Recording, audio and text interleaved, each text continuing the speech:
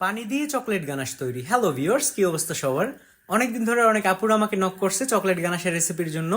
এজন্য ফাইনালি আজকে নিয়ে আসলাম। শুধুমাত্র পানি দিয়েও যে চকলেট গানাশ বানানো যায় এটা হয়তো বা অনেকে জানি, অনেকে জানি না। এজন্য আপনাদের কাছে নিয়ে আসলাম। আর এই রেসিপিটা আমি দীর্ঘ 4 বছর ধরে ফলো করতেছি। অনেকে ভাবে হয়তো বা চকলেট জমে যাবে, কিন্তু আসলে জমে যায় না, কিছুই হয় না। চকলেটটা যদি নর্মাল টেম্পারেচারে থাকে তাহলে কিছুই হয় না। তো এই জন্য আমি 250 গ্রাম চকলেট ফার্স্টে কুচি কুচি করে কেটে নিলাম।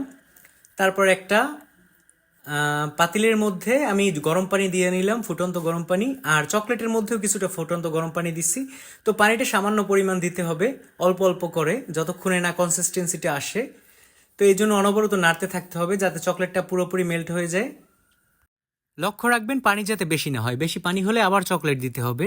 তো এমন অল্প অল্প করে মিশিয়ে নেবেন। আর একটা ব্যাপার হচ্ছে যে এই চকলেটটা ঠান্ডা হওয়ার পরে আরেকটু ঘন হবে, সেক্ষেত্রে আপনি ওইভাবেই